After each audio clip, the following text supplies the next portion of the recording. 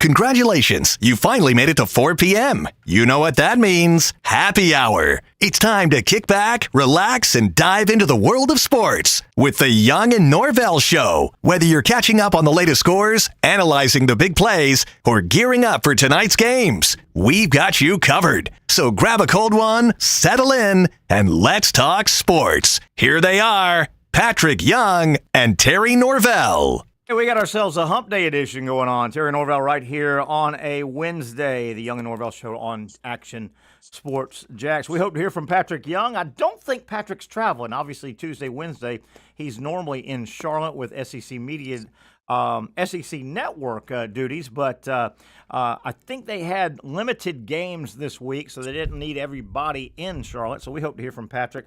We got a lot of basketball to talk.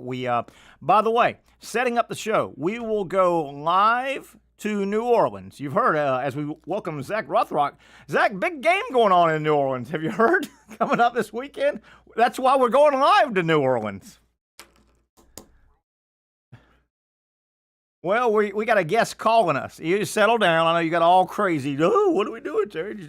No, we got a guest. Our buddy Kade Kistner, who joins us a lot of times. He is one of the publishers for Sports Illustrated. Kade is based out of New Orleans, and he's been kind enough to say, "Hey, man, I'm in New Orleans.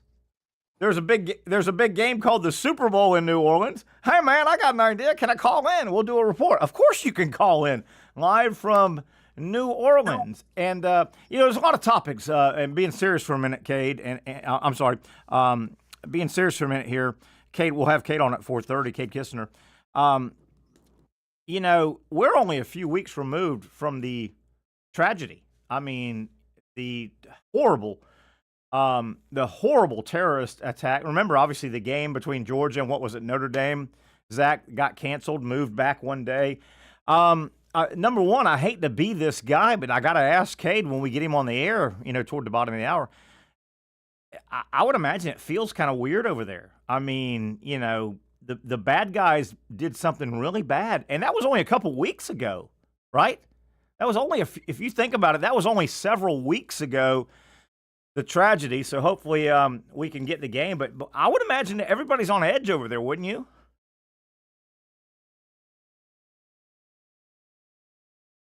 Is that right?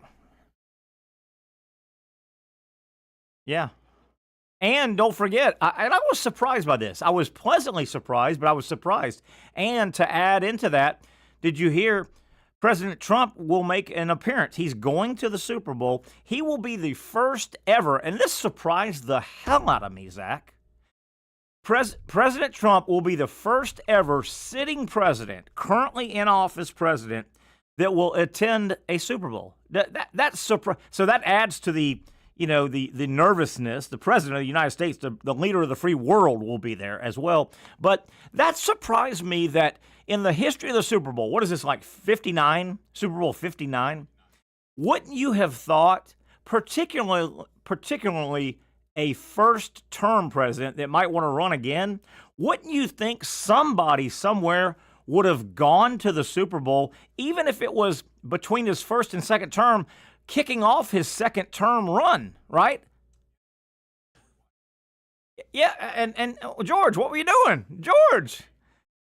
George, I mean, I know the cherry tree had to be chopped down and you had to cross that river and all, but dude, there was a football game going right around the corner. But did that surprise you? It surprised the hell out of me that Trump will be the first sitting president to attend a Super Bowl. And, the Super Bowl has become such a part of our country's fabric. And let me back up again. I'm going to say it again in case I don't think it got by you. But obviously Trump is in his second term. He's not running again. He is termed out. He can't run again. Imagine all the first-term presidents that were in, and think about January of your first term, okay? If you're going to run again, this is the time you start announcing, hey, I'm running again. And the Iowa caucus and stuff, you start I can't believe nobody used the Super Bowl to kick off their second term run, right? It's strange to me.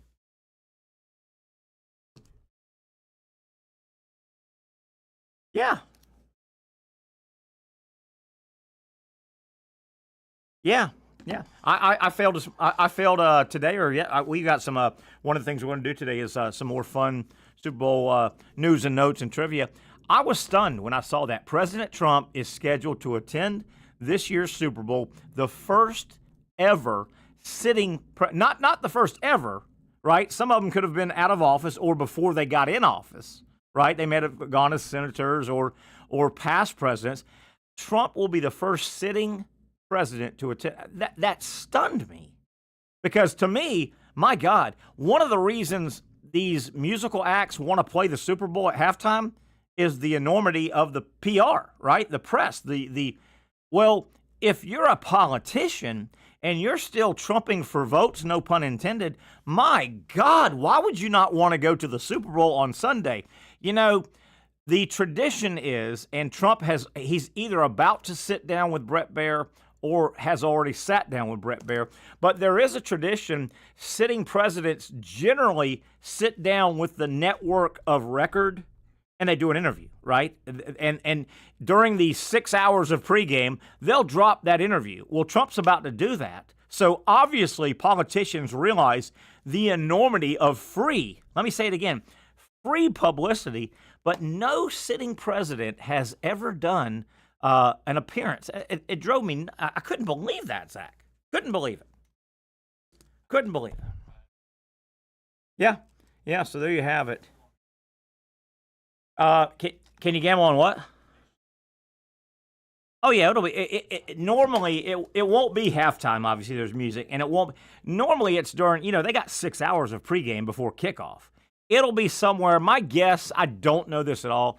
But having remembered a little bit, my guess, Trump's interview with Brent Beaird, and I think it's Brent Beaird from Fox News, I would guess it'll be at 4 or 5 o'clock. They'll want to build, because Super Bowl pregame now starts about 1 o'clock. They've got like I think it starts at 12. Yeah, noon going into the 6:38 kickoff. But no, it's already gotten a lot of publicity, the interview. But they'll want to pitch it for 3 hours, right? Hey, coming up in a few hours, Brent Beaird sits down with President Trump, right? I would imagine that thing will be 4 or 5 o'clock going into the 6 whatever kickoff. Right now, Zach, do you have Super Bowl plans, or is it going to be you and the little one? I have no plans, and unless a plan jumps up and slaps me in the face, I'm fine with sitting home and watching the damn thing. I've done that a lot over the years. Yeah, well, see, this particular matchup, I don't necessarily feel the need to be locked in to it, but okay. I would still prefer to be. There were grumblings of a potential Super Bowl party that I may be invited to / roped into. Sounds like sounds wifey side. Yeah. It's kind of like. And explain that again. You may have been roped into. I was invited to / feels like I was potentially being roped into. That's the part. That's the part there. And I mean, they're really good people. They're just friends of ours. They have a kid that's about our same our kid's age, and they're really good friends of ours. We do things, and it's good. But I mean. She mentioning the setup of how it would be with there'd be like a food spread and there'd be like a lot of people there, and you didn't like it. And the thing that really broke it for me, she said, the game would just kind of be on in the background. I hear you. I said, you just described probably not the 7th circle of hell. That'd be a little dramatic, but at least like the 3rd or 4th circle of hell is me having to experience the Super Bowl like that. I feel you. Zachary Rothrock. I feel you're so right. You have nailed that. Good for you. Good for the male genre that you represent. Let me tell you something over the years. And guys, I'm going to give you a little advice. Don't fall for this. Do not fall for this. They will try you. They'll explain it to you. And they will make it seem like the female side, like, oh, sugar and spice. Oh, it's sugar. Here's what they'll tell you. And I've been to a million Super Bowl parties. Okay? Mm-hmm. A million. Okay? Over the years. And, the kickoff is around, they say 6:30, it's 6:38, okay? So over the years, I've gone maybe with girlfriend or wife, right, or date or whatever, or even alone. Some of these parties I've gone alone, right? Mm-hmm. And, if you're really young and you're into it, you'll get to the host house 3 o'clock, 3:30. A good 3 hours before. You're going to eat, you're going to drink, you're going to blah, blah, blah, blah. Well, you've been told, Zach, You've been told multiple times because you've asked, hey, listen, I'm kind of my job. I kind of need to watch the game. I kind of need to hear the game. I kind of, I know it's fun and all. Oh, and here's the hostess, right? The female wife or girlfriend. Oh, no. We've got multiple TVs. No. What'll happen, the big TV in the living, that'll be where and everybody else, nobody will be talking just frivolously. No, everybody's watching. And if the girls want to watch and kind of quasi-watch, but talk, and, what's the fashion coming out of Paris? What's the new hemline? What's the new oven out? We'll do that in the back room. Oh, yeah. It'll be great. Zach, it never goes like that. You're in the big TV room with everybody. The game's kicking off, and there's Caitlin walking across the TV like 3 times right at kickoff. Right, she got a little bit of dessert and then forgot to get silverware. So you missed the kickoff twice, right? And then Mary has to talk to Susie about, man, do you have a good babysitter? Because we can't, little Joni around the corner, she went off to college, and dude, it's brutal. They'll tell you you will not be able to watch it. They will cackle. Zach, they'll cackle. Oh, did you see the new Julia Roberts movie? Oh, she's excellent in that. Blah, blah, blah, blah. Oh, did you see the new eyeshadow that Max Factor came out with? Oh, I've got some. Hold on, let me get it. You're in the way, right? Max Factor? Is that a real guy? I don't know. Zach, they will tell you, no. You'll watch, it'll be like you're sitting in the stadium. We won't be talking. We won't interrupt. Oh, Zach, they do talk. They do interrupt. They do get in the TV. They do go back and forth. And Zach, and you're like, yeah, I mean, yeah, I do. I would prefer to just be in an isolated room and just be able to track. I probably have way too many of those stupid prop bets. I probably have way too many of those. I don't really know specifically what at this juncture. Yeah, but I want to be able to track those. Have you started your prop bets yet? I haven't. I think there's one for if they're going to show Taylor Swift over or under. I think it's either 4.5 or 5.5. I feel like you got to go over. Now, is that during the game or anytime during the official broadcast? I think officially it's during the broadcast. So I think that begins after the coin toss officially. So or maybe at the kickoff one. I think you got to read the fine print on that, and then until the. We hit quadruple zeros on the clock. You may think I'm crazy here, and I may be off on this, but I'm going to say it anyway, and people can chew me up and down if you want. Mm-hmm. It seems like, to me, the last several Kansas City games, playoff games, obviously, because they've been deep in the playoffs, it seems like, to me, the cameras haven't been finding Taylor Swift as much as they had in the past. Definitely not. Yeah, they got to be down. I think. You got to if there was some data that's tracking this, I'm sure that someone has a spreadsheet attached to this somewhere. But I mean, I think to me, I kind of want to potentially look into parlay Taylor Swift views with Travis Kelce catches, because if Travis Kelce makes a play, they're going to show Taylor Swift. Yeah, so it feels like if you win one, you win the other. So you might as well just juice them up by tying them together. Yeah, boom. That's a strategy I'm looking for. I like it. By the way, I'm not much of a gambler, nor is Patrick Young. We've admitted that in the last year or two since we've kicked this show off. We're not big gamblers. I have got a Hard Rock Hard Rock. The sports app. Yeah, the Hard Rock betting. Hard Rock Bet. I got that, and I've been messing around. I've probably, since football season, and the first time I've ever got it, I've probably lost $400. Meaning, the first time I ever got signed up through a friend of mine, I put 50 here on it, blew through that. I put 25 there. I put 25 there. I put 50. I'm probably upside down. Maybe $500, $400. Okay, so I'm a very new gambler, and I'm not, and I'm not a guy that's. I've always been pretty good with willpower. I'm not going to gamble the rent money, right? I'm not going to gamble, my dinner, my food money for the month, right? I'm not going to that guy. But it has been fun. Where I'm going with this is, I've done a lot of college football because I like college football, right? Sure. I did a lot of college football. Yeah. And as I first got into it, I just did it by myself. I really didn't ask anybody's help or whatever. I'm just feeling it out as I go. I did a lot of the game spreads. I would take Georgia, but they're giving 8 to Arkansas, and I'd do that. But then I got to the prop bets, I guess it's called. I kind of enjoy those where like you go anytime touchdown, Saquon Barkley. Yeah. I've gotten to where I like those a little more, but I'm not exactly better at those than anything. Yeah, I know. I remember you were on like a heater when the football season, like the first, like maybe up until like Halloween or Thanksgiving. Yeah. You were crazy efficient. efficient. Let me correct you. You're right. Here we go. When we were doing our fun little me, you, Patrick, and we were doing our fun little thing.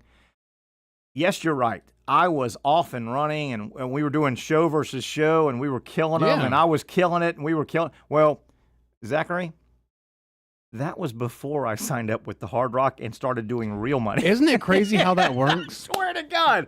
That's Dude, literally how it feels. I swear to God, the first 6-8 weeks, and I got bored with I don't even know how that ended up because we all got bored with it, kind of the show picks. Well, and all. I mean, I've actually thought about this. I feel like you, the scorekeeper, got bored with it when the tables began to turn and other people began to catch up. You know what? I got a little bit. Keeping score was a pain in the ass. After about 7 or 8 weeks. I've been that person several times. It is. Absolutely. Yeah, it is. And then Patrick got busy. I got busy. You got busy. So it would be like Saturday morning at 10:30, and I'm like, oh shoot, we don't have our. It got no fun. But I get that. But Zach, you're so right. I killed it for 6 weeks. For my individual picks against me and you. Yeah, I think you got all 5 or whatever we did, like more than once. And then I killed it helping us pick our show versus show. We were number. But when I started doing Terry's real money, that's how it works. Woo! And you probably used the same formula, like just looked at the game like the same way, and it just doesn't. Yeah, it's the law of averages, we got real money and. Winner, Las Vegas. Winner, Las Vegas. Well, wait a minute. Winner, Las Vegas. Yeah. Wait a minute. I'm going to winner, Las Vegas. And then it's Florida this time. Hey, and then I started doing this like I guess all you gamblers do. Yeah. How the hell they were winning by 17 points? Oh, God, that's the worst. With 2 minutes left. There was a bad beat with the Gator game last night. There was like a basket at the very end. Is that right? Make it where the Gators didn't cover the spread. Yeah, like an unnecessary. Yeah, I mean, I didn't have anything on it, but I heard people talk about it. Okay. All right. Yeah, it humbled me last year messing around, right? Mm-hmm. When I started doing it for real with Terry money. Yeah. Old Terry wasn't so smart anymore. Yeah, I mean, you got to think about it this way. Like, so, people always say there's a reason why all the signs and stuff are so big and lit up in Vegas. Yeah. Well, if you look at that Hard Rock Sports app, the Hard Rock Sports app it's local. It's just Florida, right? But if you look at their commercial, they have Post Malone in their commercial, right? It's not like when you see some local ad, like they clearly have like money in this. So if you can afford to have Post Malone in your app, you know that you're going to be winning a decent amount. And I know a little bit about him, but I saw the commercial you're talking about. Post Malone was one of the megastars they had in that commercial. Oh yeah. I mean, you're like these aren't like you said Jacksonville music guys. These are international music guys. International music guys and girls that they want you to go, well, you know what? If Post Malone does it, then I should do it. Yeah, he just casually wins a $70,000 bet on the commercial. Yeah. And I also noticed in that commercial they say you don't have to know everything about sports. He's like, no, you don't. Look at me, I'm winning this $80,000 bet. I don't even know who's playing. It's so easy. Zach, it's easy. It's so easy, man. It's easy. Aye. All right, let's set up the show. We've got a lot to get to. It's a Hump Day edition of the Young and Norvelle Show. Glad you're with us. Zach Rothrock producing. I'm Terry Norvelle. We hope to hear from Patrick. Coming up around 4:30, we hope to hear from our buddy, Kade Kistner. Kade works for Sports Illustrated. He's based out of New Orleans, so he is right in the middle. We're going to go live into the middle of the Super Bowl. What do you call that, Zach? The Super Bowl mess? The Super Bowl site? They call it Radio Row or something. Radio Row. He's in the middle of all that. We got a lot of stuff to talk to Kade about, including. I'm serious for a minute. They've got to be pretty serious about Zach. That Georgia, what was it? Georgia Notre Dame game. It was moved one day later because that was a serious terrorist attack. I mean, that rocked, and our country's been rocked lately in the last 3 or 4 weeks with accidents and terrorist attacks. Boy, you got to wonder, what are they feeling like? They got to be, I guarantee you, Zach, the security people, New Orleans, Louisiana, White House, NFL, all the security people, this game can't come and go quick enough. Wouldn't you think? I bet they can't wait. Yeah, I mean, they probably just want to have a smooth operation. Yeah, I bet they cannot wait till about 11:30 p.m. on Sunday night. So we'll have a live report coming out of New Orleans, site of the Super Bowl, about 4:35 with Kade Kistner. That is today. We hope to hear from Brent Beaird in a little bit, Patrick Young. Gator basketball, boy, Florida grinded one out, and man, even more than just the win on the court, there was a lot of good that happened for Florida last night. We'll relive that. Vanderbilt is a good team, and they played their ass off. Tough game last night. Florida grinded a win out without their best player.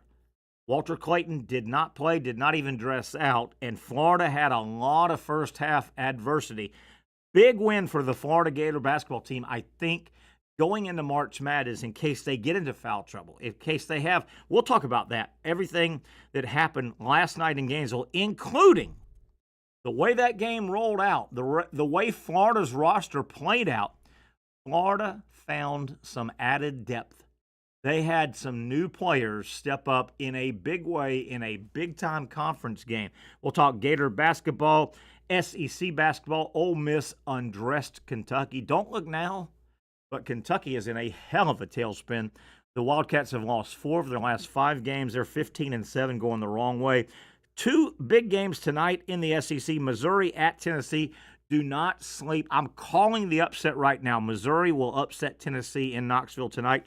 And LSU is at Georgia. This is a home game Georgia must win. This is a must-win game for Georgia as the Bulldogs are trying to grab a hold of maybe that 12th and final March Madness bid. Georgia cannot give away a home game against a lesser conference opponent, and that is exactly what LSU is. We've got Super Bowl fun facts a little bit later, all kinds of stuff. Stay with us here. It is the Young and Norvelle Show, coming back after this quick timeout on Action Sports Jacks.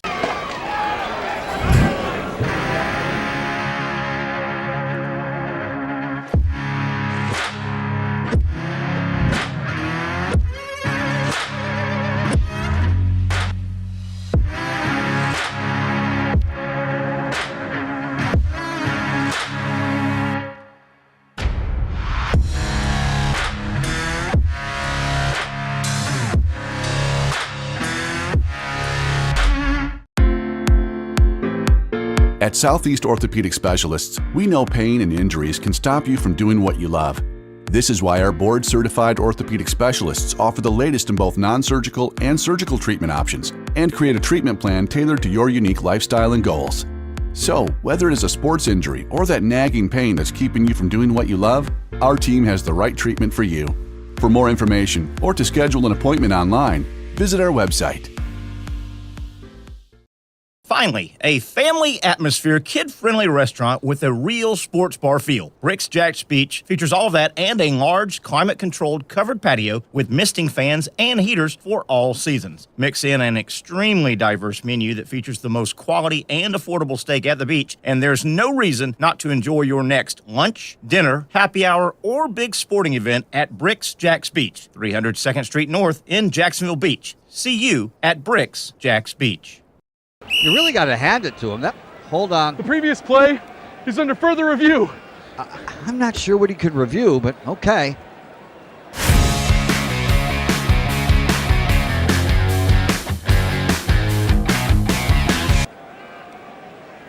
Sure has been a while. Dine in at Hurricane Grill and Wings for the football season. Well, there he is. Oh, what is that?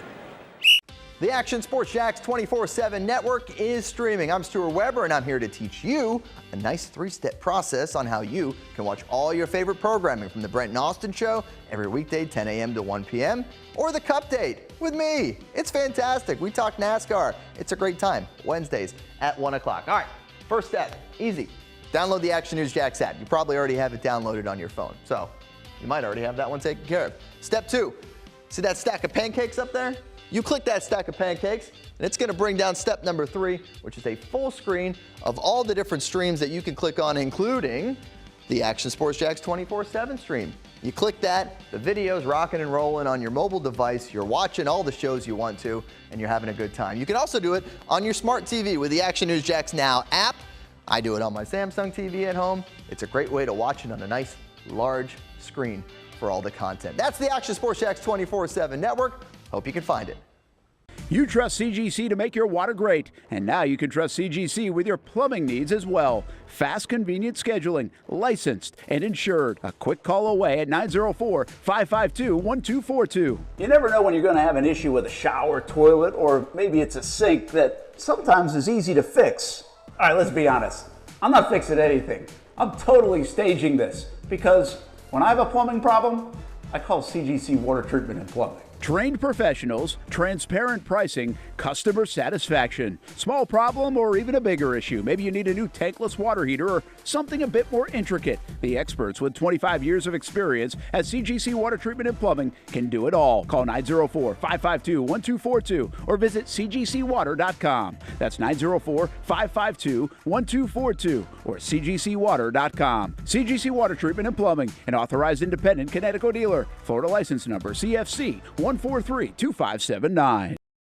All right, back we are here on a Wednesday Hump Day edition, the Young and Norvelle Show, coming to you from studio. Terry Norvelle, joined by Stuart Weber, our buddy from Action Sports Jax. Stuart is, as if you're not working hard enough tonight, Stuart. We're going to put you. We are running around today. We're getting set. We're doing a Making of a Champion hour-long Super Bowl special, so kind of putting the finishing touches on that puppy. And, oh, by the way, a brand new football coach, a brand new coordinator, a brand new this, a brand new Tony Baselli. Boy, things are happening. And it's National Signing Day. National Signing Day. Throw that in there, too. Have you been around Liam Cohen? Have you been around him a little bit? I was just in for the that big introductory press conference in the big room. Looked like he was jacked out of his mind. He's 39 years old. He looks excited.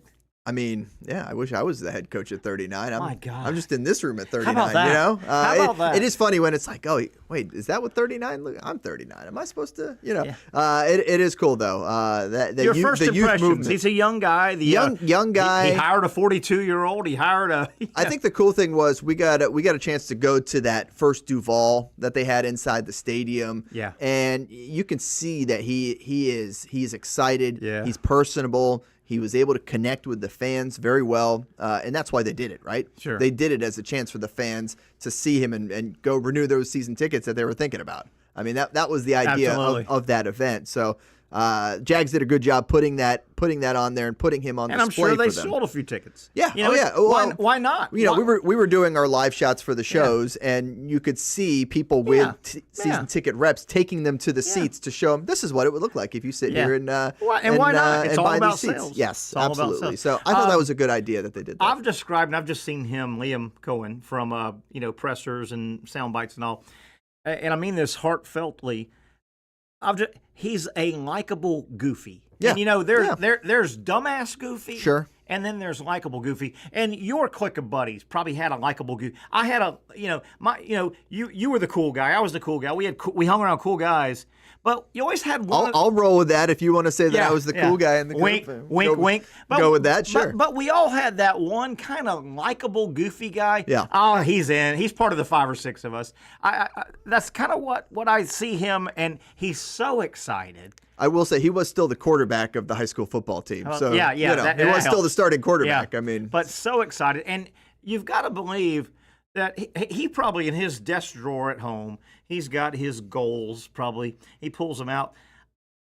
I got to believe he's way ahead of the game. I don't think he said 39 years old, head football coach in the National Football League. It has been quite the ascension for him for sure, but folks are impressed by the way he's been able to, work the offense and do it with Baker Mayfield in Tampa Bay. Yeah. It's impressive. And, doing it at a high level in the SEC. He went back and forth to Kentucky because he wanted to call plays. Yeah. He got a little taste of the McVay Lord knows, experience. I don't know about you, but I've driven out of Gainesville once for sure, maybe twice, when Liam Cohen in Kentucky put an ass whipping on the Gators, and I had to drive home that night.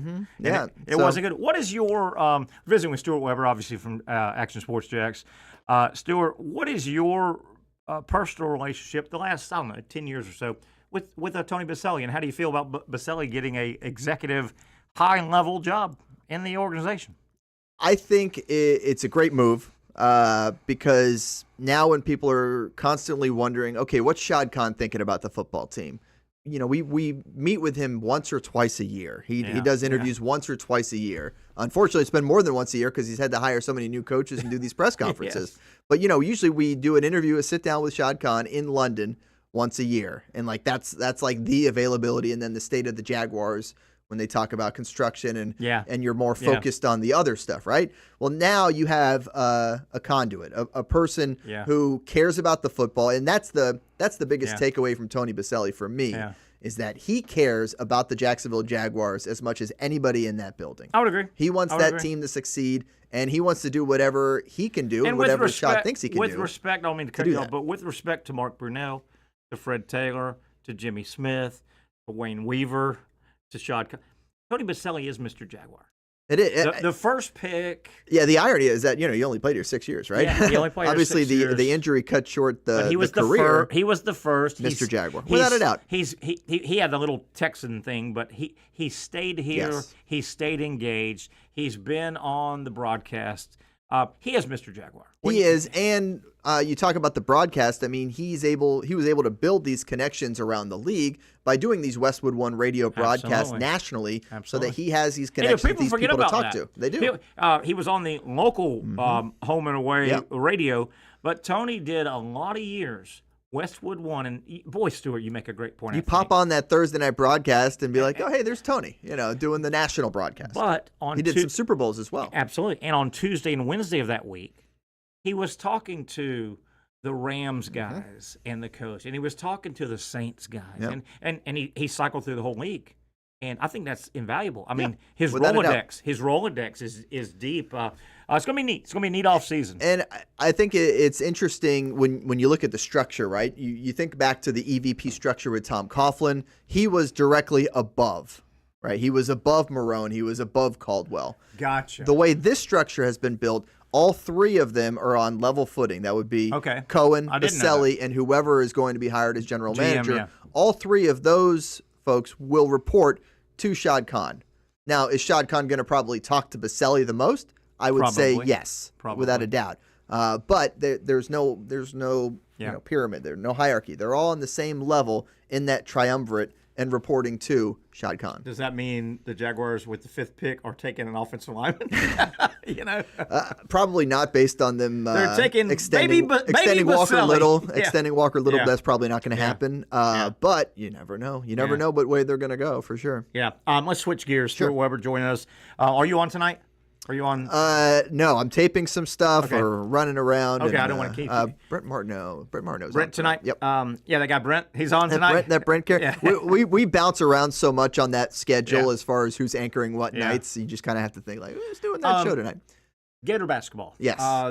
That was a big win, and I don't know if people realize how good that Vanderbilt team is at Florida Beat. Vanderbilt came in 16-5, and recent wins over number 4 currently Tennessee, and Kentucky was 9th before they lost last night. I mean, Vanderbilt's good, and they took it to Florida. Walter Clayton did not play, and Stuart, you saw the game, obviously. There was a chunk in the first half where Elijah Martin, he was out. He was under in the tunnel a good 7 or 8 game minutes. So Florida, last night against a quality opponent in the first half, they were throwing knuckles without their point guard and their 2 guard, and they got the win. You can say it now, but, man, that's invaluable. What happens when they get a quick whistle in March Madness and one of those guys go? I thought that, and they had some depth step up last night. That was the word. Talk about it. That was the word I was going to jump in with, is depth. Early in this SEC schedule, you looked at what Todd Golden was doing, and he was maybe running out the same 8 guys. Yes. over and over. He wasn't really going that deep into the bench. 4 big guys Even the and 4 backs. So we went to the Tennessee game, the one in Gainesville. Yes. And, they're up by 30. He's not putting in the backups. No. I was a little surprised by it at the time. Yeah. I'm like, why aren't we throwing those backups in there to go get him a little experience for sure in that scenario? But I mean, you see that those backups are capable. Yes. I mean, obviously you go and have Will Richard go and have a big game. Yeah. And he needed to, right? He really did. As that 1-2 punch, you lose Clayton. Yeah. Richard's got to step up, and he did. And that was huge for them.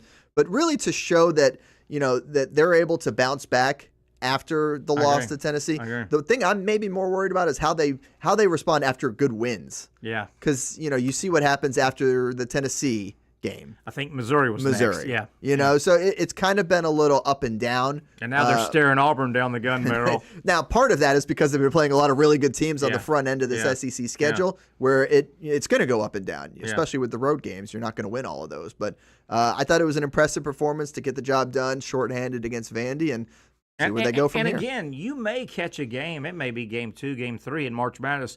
Quick whistle crew. A crew may be a quick whistle, and all of a sudden Clayton's got 2, and Martin gets his second. And, I mean, they played a bulk of the first half without either one of those guys. And those are that's the heart and soul. Shooters. Those are shooters. And Richard as well. Obviously, he had a big game. But Klavzar.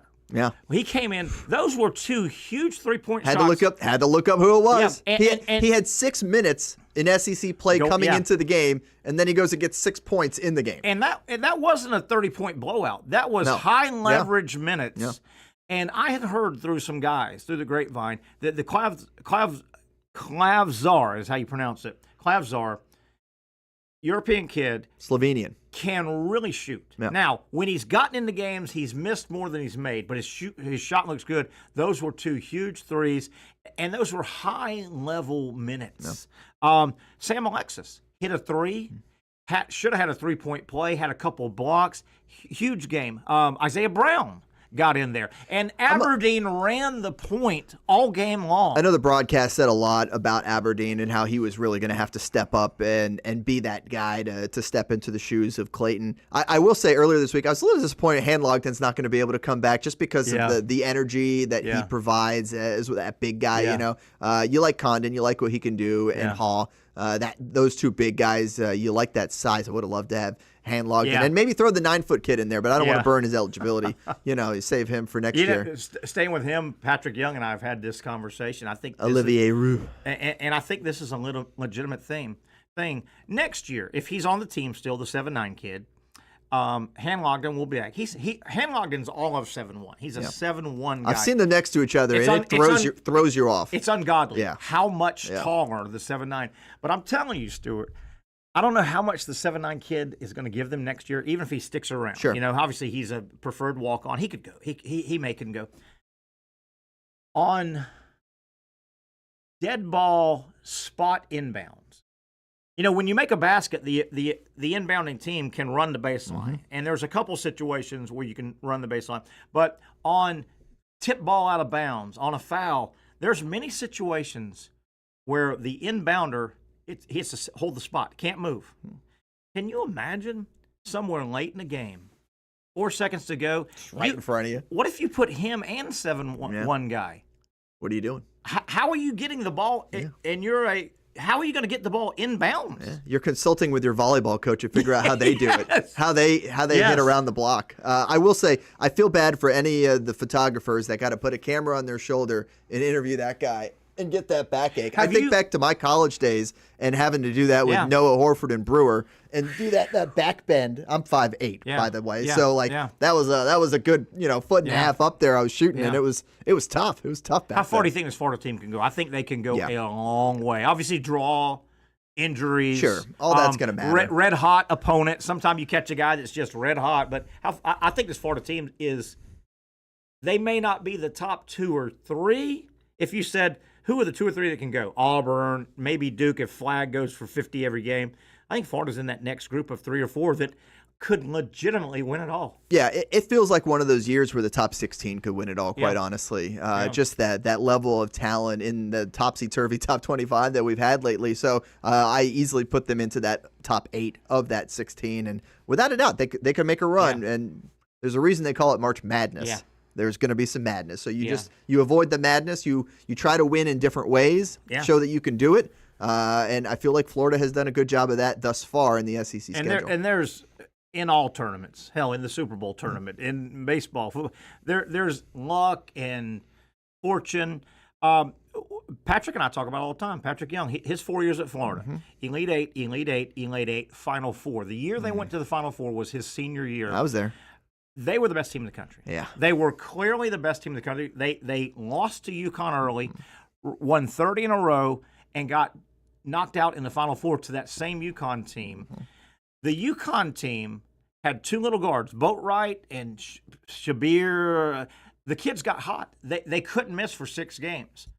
They were far from the best team in the country. Florida was better. Florida actually had a 16-4 lead on them early in the game. Yeah. But it takes a lot to win it all. Florida could win it all. It's funny. My only memory of that Final Four, because we followed them all the way from Orlando for the first opening rounds to Memphis for the next round and then to Dallas for the Final Four. We had a half-hour pregame show that was before the national championship game that was sponsored and all sold. Oh, I know where you're going. And so we're getting everything ready for this thing, and then sure enough, they're going to make it. That's how you have to plan, right? Absolutely. You have to. You don't do a preview show before the semifinal. You do it before the championship. Absolutely. And we had this whole thing all set up. And then sure enough, they lost. And then sure enough, we still did that special. Yeah. We still did that special. I know because UConn won it all, and they were not to take away from them. They weren't the best team in the country. Yeah. They barely got in the tournament. They had to win the Big East. Yeah, that's the fun. That's the fun of March Madness. To get in. I don't know if you've covered Leonard over in Tallahassee, Leonard Hamilton. Top quality guy. It was time, and I know there's some back stuff going on, but even if there was not some of this NIL stuff, it was time.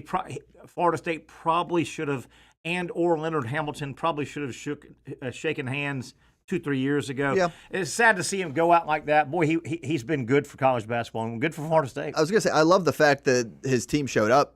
Last night. They go get that win against Notre Dame at home. I thought that was big, and who knows? I mean, I think they're 15-9 now on the season, like 5-6, 5-7 in conference. Kind of neat to see them sneak in, wouldn't it? Why not? Why not see them go on a little run in the ACC? Because the ACC isn't as strong as it's been in years past. They've got some really good top-heavy teams, obviously, but who knows? Who knows what they do in that final year for Coach Ham? I know JU hit a rough spot the last couple games, but JU was red hot. Yep. They're still 7-3 in the A-Sun. UNF just beat them. UNF beat them in the Rumble. I don't know if UNF could run the table, but that A-Sun, the winner of that tournament gets a bid. Is JU a threat? Are they a threat to win? Oh, yeah. I mean, going into that one, they were tied for first in the A-Sun. Yeah. And that's a conference where the home team in those top 4 seeds, when you get to the conference tournament, is hosting games all the way through. Yes. So that's how they do that conference. So the higher you are, it's not in one spot. Yeah. So the higher you are in that final regular season standings, that is huge. So they need to go out there and beat the Gulf Coasts and and work their way back up to the top. Because if you get that 1 seed and you know that the championship has to come through Swisher Gymnasium, that's huge for JU. That is such an advantage for them to play inside their home arena. All right, let's let you get back to work. We're going to go to this little place called New Orleans. There's a little game going on in New Orleans. Thanks so much for sitting in, and always enjoy your perspective. Yeah, catch our Making of a Champion special. It's going to be on Friday, Saturday, and Sunday on Fox 30 at different times. Nice. So keep an eye on Action Sports Jacks. We'll have that covered for you. And by the way, coming up right after this show at 6 o'clock is a re-airing of our season debut of the Cup Date, my NASCAR show that we do here on Action Sports Jacks 24/7. So you know what? Daytona, baby. I got to get my plug out there for my show. We had our debut today, so that re-airs at 6 o'clock right after the show. You're an all-sports NASCAR soccer guy. Yeah, those are my two big Are there ones. many guys running around that have that? I tell people the Venn diagram of NASCAR and soccer, I'm that dot. I'm that dot in the Venn diagram because I love both of those sports. So we get to talk about both here on 24/7. He is Stuart Weber from Action Sports Jacks. Thank you, buddy. You got it. Appreciate it. Zach, I'm going to do a little producing on the fly. I'm not sure if we've got our buddy Kade on yet. If not, thank you, Stuart. We appreciate you. Off to work goes Stuart Weber. Zach, I'm not sure if we've got Kade. We can take a break now. Do not have Kade. Okay, let's go ahead and take our break real quick and try to hook up with Kade Kistner, our buddy from Sports Illustrated. He is based out of New Orleans, and he is in New Orleans, and the Super Bowl is going to be played in New Orleans. So we hope to hear from Kade in a few minutes. Thanks again to Stuart Weber jumping on and giving us some great perspective on Gators and Seminoles and just everything. Jaguars as well. Break time on a Wednesday, Hump Day edition of the Young and Norvelle Show.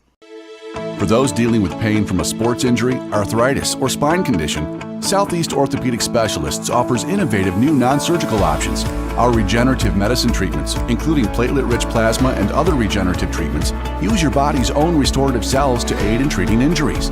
These procedures are performed in our offices and typically require minimal downtime. If you want to get back to doing what you love, our regenerative treatment options may be right for you. For more information or to schedule an appointment online, visit our website.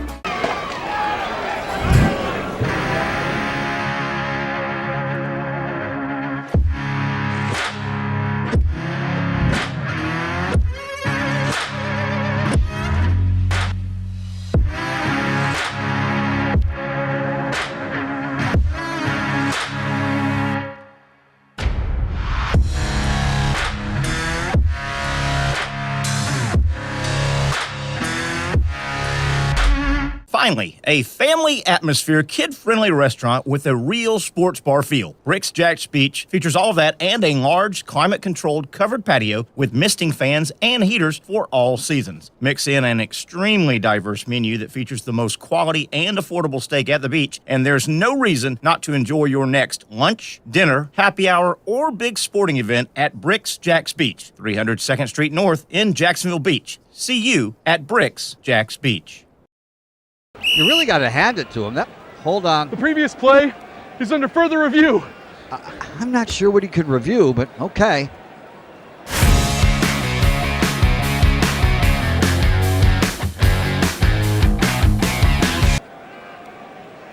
Sure has been a while. Dynamic Hurricane Grill and Wings for the football season. Well, there he is. Oh, what is that?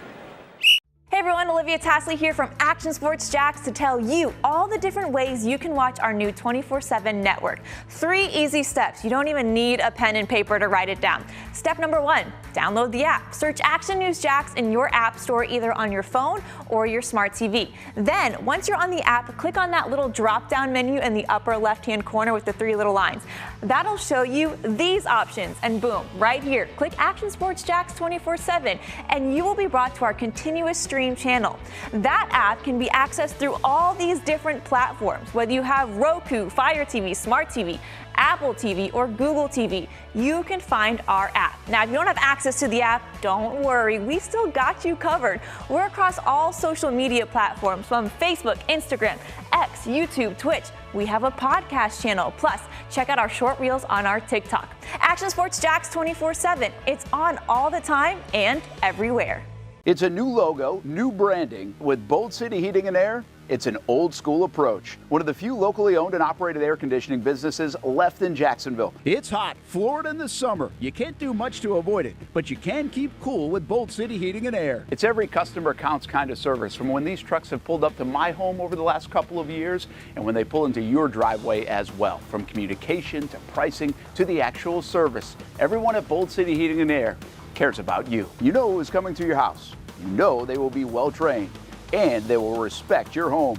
Air conditioning convenience at BoldCityAC.com. Stay cool while it gets hot. Bold City Heating and Air can help. Don't get caught sweating all summer. BoldCityAC.com, and they have financing to help. New systems starting at $110 a month and $50 off any repairs. Stay safe, stay comfortable with Bold City Heating and Air at BoldCityAC.com. Homegrown in your hometown. All right, we've been talking a lot of college basketball. Florida with a really good win. I thought that was a big win, and the way it happened, Florida found some additional depth, I think, deep on their roster.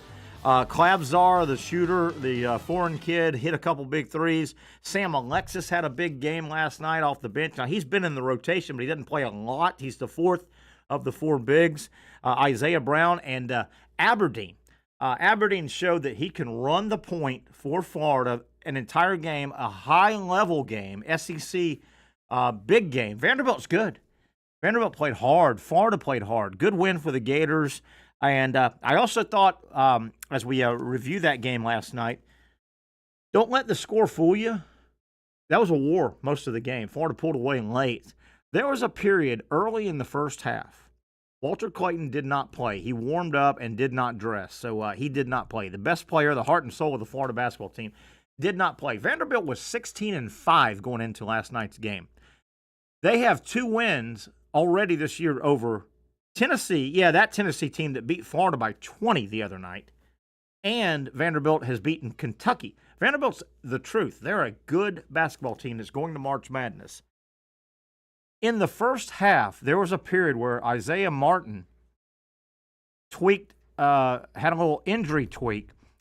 He came out of the game, and he was off the floor, not playing in the game.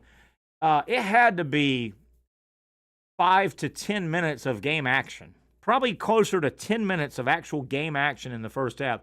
So at that point, you had 2/5 of Florida's heart and soul on their basketball team not on the court against a quality opponent. You had Walter Clayton in street clothes on the bench, and you had Isaiah Martin underneath the tunnel / in the locker room. That was a great stanza of under-the-gun basketball against a good opponent going into March Madness. Who knows what happens in the big tournament? You may catch a team, you may catch a officiating crew that's quick on the whistle. You may have Clayton with 2 early fouls in the second round of March Madness. You may have Martin with a couple fouls. I thought that was a great precursor to adversity that you might face. And a lot of guys stepped up. A lot of guys stepped up. By the way, you see our entire lineup. We're not the only show here on our wonderful Action Sports Jacks streaming channel. You see, we cover you from, 6A all the way. I mean, we give you a lot of shows highlighted, I hope, by Brent and Austin's show and our show. We're very proud of these 2 shows. But, man, we give you you can stay right here on our streaming channel all day, Monday through Friday, definitely, as you see all the good coverage we give you. I thought it was a really good win for Florida, a good precursor to possible adversity. And let me go back. Florida had a lot of adversity last night in the front court. Clayton was out, did not play at all. Martin missed a chunk of the game. Klavzar came in, who hasn't played much, played 6 minutes of SEC basketball all year. He came in, hit 2 big 3-point shots, handled the basketball really, really well. Isaiah Brown didn't score a lot last night, but he showed he can play defense. He showed that he's athletic enough to be on the court. He's about the 9th or 10th guy off the bench. And Denzel Aberdeen, I love the kid. I've always loved the kid. Denzel Aberdeen ran the entire point, the entire game. He got a couple blows and had a phenomenal game, I thought. Big time. Florida, that was the first front court situation in a game where they were depleted. They had a game earlier this year where backcourt. That was backcourt depleted last night. Front court, they had a game against Arkansas where they had a couple guys foul out.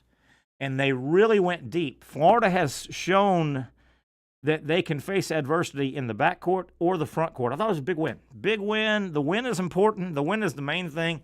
But the way it happened, I thought was really big. I'm not sure. Did I hear Brent Beaird? I think I heard Brent. Yeah. Do we have Brent? Oh, you did. Oh, there he is. I think what you heard was Chino as much as it was me. Chino causing trouble. What's Chino? You got to feed that cat every once in a while, man. Come on. He is. I took him in this morning to get some fluids. He's got kidney and heart issues. Oh man, I hate to hear that. He's 16 years old, but he is getting by every day. And good. The minute he hears Terry Norvell's voice, hey, Chino. He is awake and alert and wants to come by. And he's ignoring you, but he's really not. No, he's not. Chino can do whatever he wants as our show mascot. a grinded out good win for Florida last night. That was a grinded out good win, depleted roster. Vanderbilt's a good basketball team. I thought Florida checked a lot of boxes. Aberdeen ran the team. Klavzar came in, and we've been told that this kid from Europe can really shoot. He hit a couple big threes. Sam Alexis played good minutes as the fourth big man. I thought that was a win that checked a lot of boxes last night against a good opponent for Florida. It was, and also I think is important. Will Richard, who like the last game, Terry had maybe 2 shots? Yeah, barely. Or something played, like that. Barely did anything. Hardly did anything. Had 21. Condon had 19. Look, Vanderbilt's a good school. They beat Tennessee. They beat Kentucky. Although right now, Terry, I'm not convinced Kentucky can play defense against you and me. Man, I tell you, they gave up 98 last night, and I mean they've given up over 100 a couple times. They gave up 98 last night only because the game ended. They had no chance of stopping Ole Miss, and we've spent a lot of time talking Florida. We can get back to them, but my goodness, I mean, Ole Miss put a whooping on Kentucky in Oxford, and Kentucky's lost 4 of their last 5 games. I mean, they're going the wrong direction. Is that a situation you think, Brent? First-year coach, is the season starting to get a little heavy on Kentucky? I wonder. I think so. Well, I'll tell you what's getting heavy on Kentucky. They can't play defense. Man. That is their number one problem. They almost can't slow people down. And look, you and I both know. Now they may get in the tournament, but they're not going to last very long. Probably not. Frankly, if they get a bad matchup, even in the early rounds, that is really going to be a problem for them. I like Pope. I like what he's trying to do. I do too. But Terry, you and I both know now they don't have to be Tennessee-like with the Rick Barnes defense, but you've got to stop somebody at some point, don't you? And you know, I gave Kentucky and Mark Pope a little bit of a pass early in the year when Florida lost but scored 102. Right? Yeah. They lost like 106, 102. Somebody else Kentucky played, and they both scored in the hundreds. Well, last night, Alabama went triple digits on them. Well, last night Ole Miss went 98. Well, sometimes I give you the benefit of the doubt. Okay, it was a 100-point up and down game. Well, that wears out sometime. Okay, maybe it wasn't a up and down 100-point game. Maybe you give away points like most people give away Halloween candy. You know, they've got issues on defense, don't they? Oh, they do. They really do. And those are things that have got to be worked out. Now, I believe tonight, Terry's Missouri and Tennessee. Ooh, I've got that. I've got an upset in. I think Missouri upsets Tennessee in Knoxville. It's a good basketball team, both of them. Listen, right now, Terry, I'm not going to say just because you've got Alabama, you've got Auburn, but my Stars. Is anybody really playing better than Missouri is at this point? They got a nice roster. They came into Gainesville and beat Florida. That's only half of it. I was impressed with that roster. They had shooters, obviously. They had athleticism. They had height. They had length. I was impressed. And they were 0-18 or 0-19, including the tournament last year. Yeah. People have probably forgotten that, but they have really rebounded. My Stars in the Mississippi State game last Saturday, Terry, they shot 55% from the field. How in the world do you do that? Unbelievable. I mean, there's teams that don't shoot 55% for a game from the free throw line. Now listen, if people haven't seen him, Caleb Grill is the Missouri. He's the shooter for Missouri. This guy is an incredible 3-point shooter. I mean, look, he gets off the bus shooting the ball, but it's not that he's just shooting the ball. He's making it, too. He can really shoot. The kid from Kentucky can really shoot, Bria, but this kid from Missouri can really shoot. Did you see the graphic? If you were watching the Gator game, you might have missed it, though, last night. They threw a graphic up, and I know we're a month away. Selection Sunday is March 16th, so we're a little over a month away. A lot of basketball. But I think a lot of things are going to kind of hold. We kind of know who the good teams are right? Sure. We probably know the top 12 teams in America right now. We know the best 6 or 7 in the SEC, and there's 5 or 6 or 7. That graphic they threw up last night during the Gator game, it said, whoever they used, Lenardi or whoever, it said projected seeds out of the SEC. And it had projected seed 1 seed Auburn. It had projected seed 1 seed Alabama. It had projected seed 1 seed Tennessee.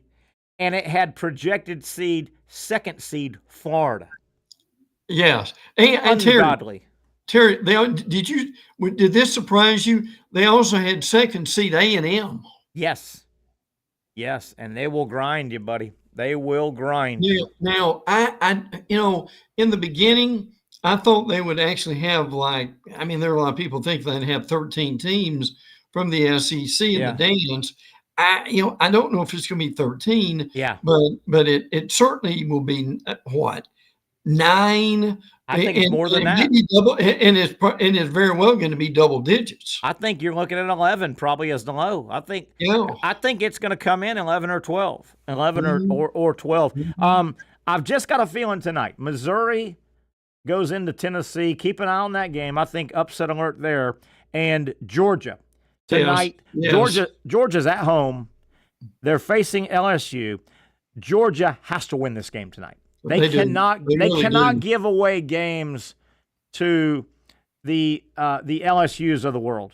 Correct. They've got to go get those wins because Georgia, if they could somehow finish 500 in the SEC, I think the overall record will take care of itself, right? They play 18 games, right?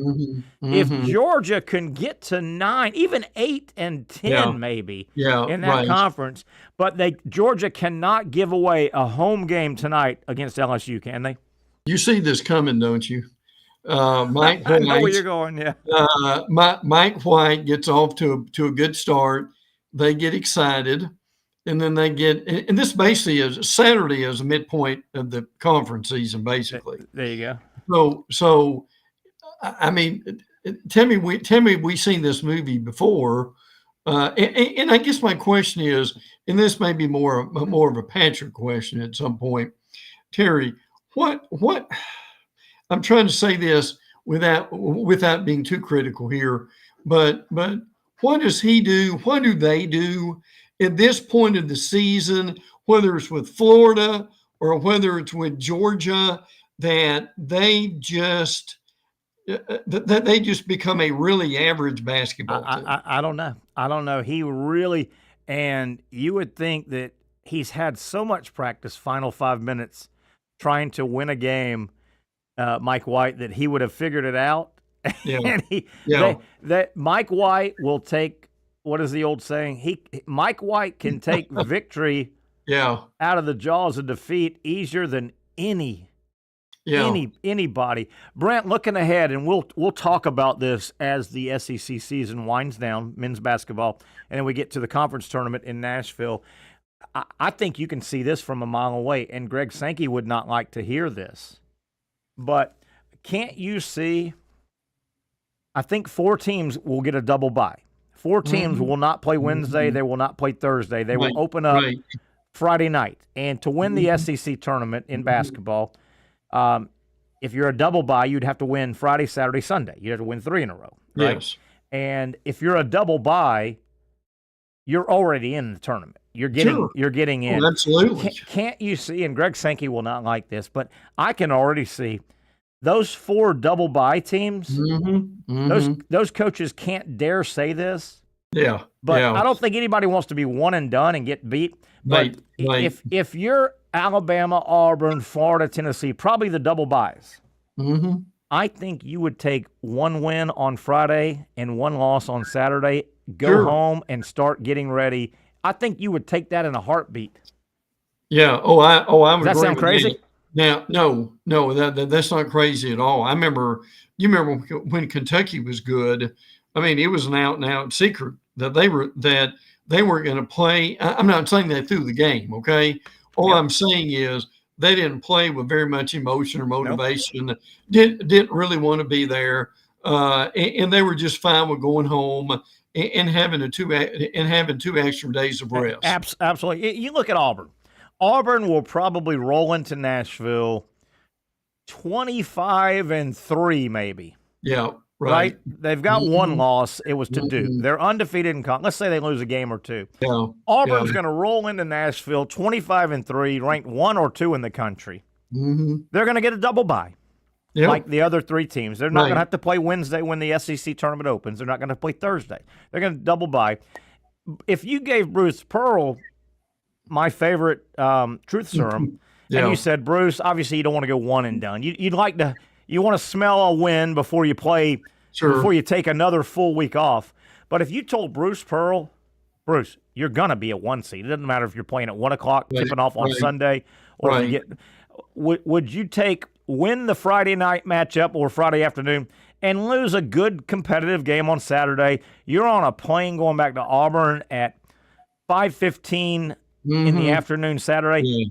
Wouldn't he take that in a heartbeat and say, man, we land, we send the kids home for treatment, we meet on Sunday instead of being in Nashville, then we meet with the kids, we watch the selection, we're going to be a 1 seed, we then send the kids home on Sunday to their dorms and their apartments, we get together with logistics, we plan out, okay, we play Friday, we need to leave on Wednesday, right? I think Bruce Pearl would take that in a heartbeat.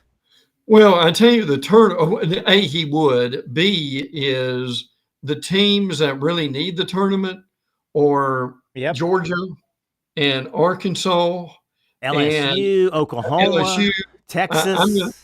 I'm gonna even throw Vanderbilt in there because it wouldn't hurt. Yeah. Now here's one thing I want to get into, and we will as this thing gets closer. Is going to be where these SEC teams may go. And I'll tell you another thing you and I need to talk about soon is Jacksonville has got to get back into the NCAA first round tournament business. Yeah. I know we can only go so far because the arena is only so big. Yeah, I worry about the arena though. I worry. You know, I do work down there. I'm around that arena. Yes. I'm in the bowels of that arena a lot. Yes. And it's got old quick. It's 20-something years old. And Brent, I worry that I don't even know if it's big enough anymore. The Final Four, when it's awarded now, and this has been, 10 years, the Final Four has to be in a dome, okay? The Final Four now draws 40, 50, 60,000 fans, right? So you're playing in football domes for the Final Four. These first and second round, third and fourth rounds, they're now looking for modern arenas, which Jacksonville's not a modern arena. It's over 20 years old. And they're looking for 16, 18, 20,000. That thing for basketball is only going to it's old, and it's going to give you 14 if they're falling out of the top. I worry that arena is just not up to standards anymore, and I love that event. I loved it twice when it came. It's been here twice, right? Yeah. Oh yes. Oh yeah. Well, a good event. In the sad thing about it is we were in that rotation. Absolutely. Every 4 or 5 years. Absolutely. Now I think what it is in the first round, help me on this. It's around you've got to have at least 14 or 15. I think it is. And boy, that thing is pushing it. Obviously for basketball, the whole thing's open, but man, that thing is pushing it to get to the seats. But Brent, again, and to tip our hat to the city, obviously we got big fish to fry with a stadium and football stadium.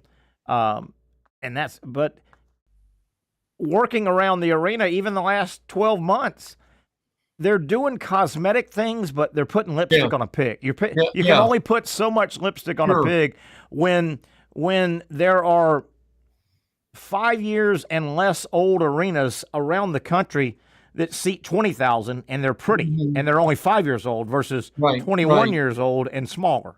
Now here's my question, and you're the perfect person to ask this. Terry, can they put 500 to 1,000 temporary seats somehow in there? there's space when you put a court in. Yes. But yes. you know what kills you is you get the NCAA sends you guidelines, and they tell you, okay, on the floor behind each basket, they want, and those are, you got to move those seats in, right? You got to make those seats or move them in. Yeah. They'll send a schematic. Literally, the NCAA sends a schematic, and they say, okay, you've got a big flat floor, and you put a basketball court in the middle, so there's space. They tell them they have to put like 8 rows, and that's for both bands and stuff. So you can't. Yeah. And you know they tell them. By the way, the only visible drink on the sidelines and on the court is Powerade. Yeah. So yes, you could put some seats, but the NCAA won't allow it. They want space. They want walkways. Yeah. To and from the tunnel. So yeah, you better have 16, 18, 20,000 permanent ass seats. Yeah. Well, and listen, you have not, and I know this happened to you, and it certainly happened to me. You haven't covered the NCAA first round tournament in Jacksonville until some anonymous NCAA official comes up to you and says, Sir, we need you to have only the NCAA official drink that you can see at your desk. Yeah, they'll meet you in the walkway, and they'll hand you a cup. You can either pour or put your. If you walked in with a Propel, which I've got right here, if you walked in and that's not part of the ownership of Powerade, they'll either tell you to pour it out, throw it away, or give you a cup you can set it in. That's right. It says Powerade. People think we're joking. No. But we're not. No. We're not. And to Powerade's credit, they pay a lot of money. I'm sure they do. A lot of, and no, you'll see like hell at this arena. And again, I do some logistics work at the arena. In the back area, there's a back area for basketball, and there's in the back area, there's a bunch of those big, beautiful orange, coolers, water coolers that go on the bench, and they're in they're sitting in the rollers. Well, if they say any logo on it, they'll tape Powerade over that or put a sticker over that because, and to whoever owns Powerade, that may be Pepsi. I don't know all this, but they pay good money to be the official. I'm sure they do. The official, rehydration drink of March Madness. It's Powerade. Well, and to my extended point here, what's going to be curious is, and as you mentioned this a few minutes ago, I'm not saying we're going to have 3, but if we have 3 teams who are number 1 seeds in the NCAA tournament, Terry, does one of those 3 end up out west or some? I mean, they've only got so many places. I will be very curious. Right now Auburn's number 1 seed, the number 1 team. And they certainly wouldn't be that far from Auburn, frankly. And we did a show a couple weeks ago. I started early looking ahead, and I had all the sites. And there's one really nice site. There's one that goes Lexington. Obviously, Kentucky couldn't go there. But first 2 rounds, Lexington. So almost any SEC team would love to go there. I tell you, Lexington. Is there one in Birmingham? Is there one in Birmingham? I don't think so. I think there's Lexington. The next round, if you're an SEC team, you would like to go to Lexington. And I think, is the Final Four in Atlanta? It may be in Atlanta, but there's if you're number 1 of the SEC, there's a Lexington, Raleigh, Atlanta Final Four kind of thing. You wouldn't have to leave the South. Yeah, it'd be nice. Well, and and I know Duke's going to be Duke's going to be the top seed in Raleigh. Yeah, you may have to knock those guys out to get to the Final Four. Yeah. I mean, that's just etched in stone. I mentioned Birmingham because Birmingham's had it. Recently or coming up, and really done a pretty good job with it. And Terry, was Orlando or Tampa last year. I think it was Tampa. Yeah. And Orlando might be this year. But we'll look that up and let's try and look at. I'll tell you what. Let's take a break. We busted up all these breaks, but let's take a break here. We'll try to look that up. Also, some Super Bowl fun facts. Super Bowl's right around the corner. Got some fun facts. Brent Beaird sticking with us. We've got a lot to talk about. We'll get back into SEC basketball. Good grind it out win for the Gators last night. Boy, they needed that. And they got it. That and a whole lot more. Brent Beaird, Terry Norvelle, and you on the other side when we come back on Action Sports Jack.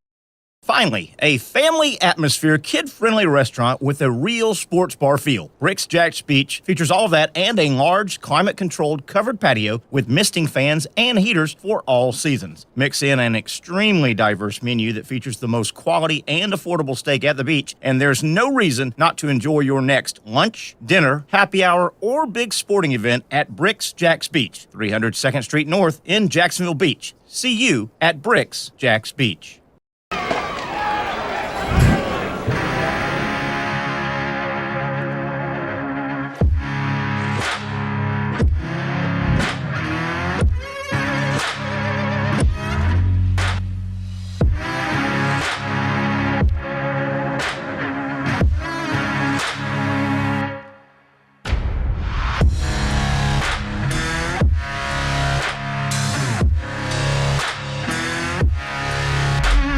For over 20 years, Southeast Orthopedic Specialists has been providing the highest level of orthopedic and spine care to patients throughout Northeast Florida. Now, we're making that same great care even more convenient with Southeast Orthopedic Specialists Direct, a walk-in clinic where you can be seen for pain or injuries with no appointment needed. Staffed by orthopedic physicians and specialists, we offer everything from diagnosis and treatment to imaging and bracing, all with no appointment needed. For more information, hours, and locations, visit our website. You really got to hand it to him. Hold on. The previous play is under further review. I'm not sure what he could review, but okay.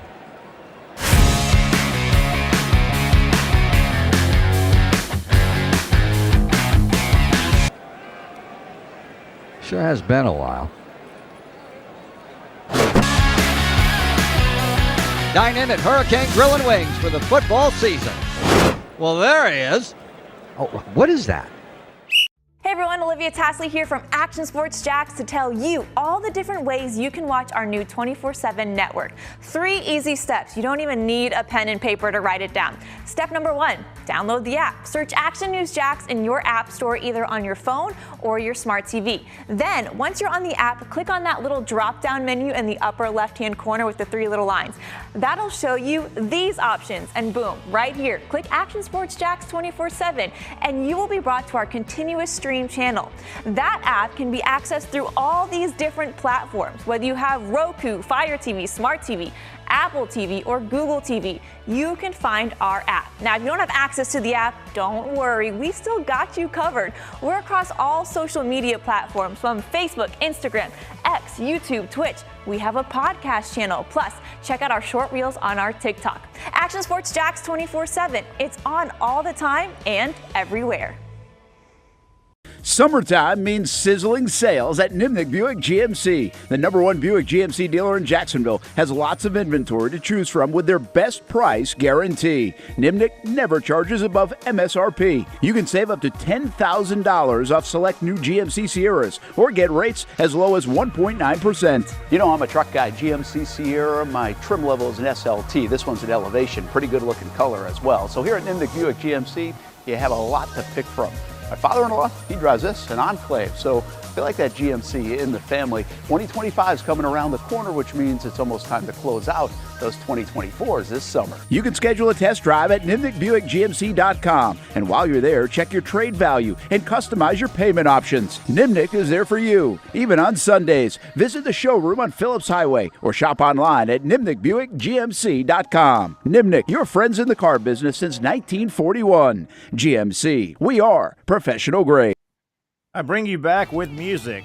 Da da da da da da da da da.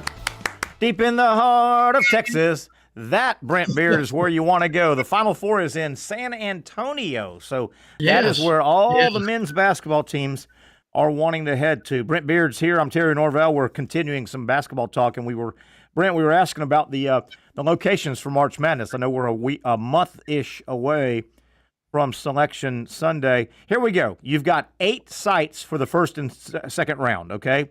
So 8 sites will host 8 teams, 8 and 8, 64, okay? Lexington, Kentucky will host first and second round games.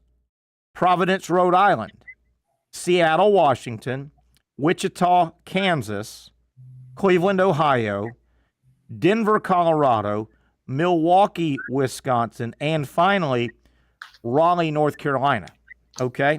So that's your first and second round. 8 locations, 8 teams go. And remember, you can go to the same area, and those are cut in half. You don't play everybody that's in that first and second round. You win your first 2 games, you go somewhere, and a team could be in the same city and win their first 2, and you go. So after the first and second round in those 8, the field is cut down in half, obviously. You then have your 4 regional sites, your regional championship sites. Your East Regional, Newark, New Jersey. Your West Regional, San Francisco, California. Your South Regional, Atlanta, Georgia. Your Midwest Regional Finals will be held in Indianapolis, Indiana.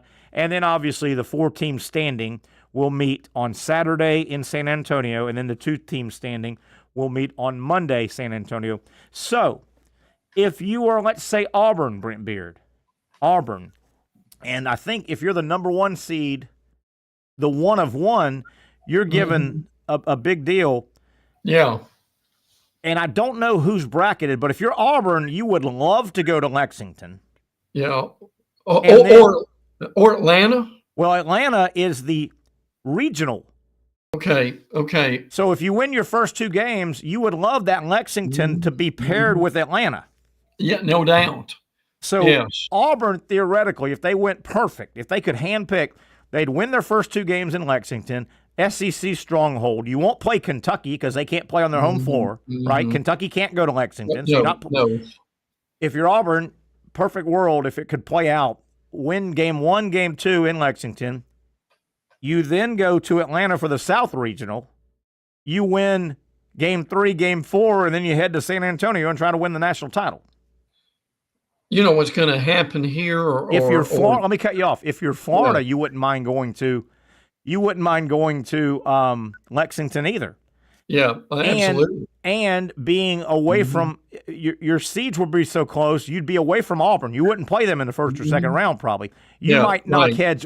You might knock heads with Auburn in Atlanta, but by that point, that's the Elite 8 or Sweet 16. Yeah, it would be. Yeah.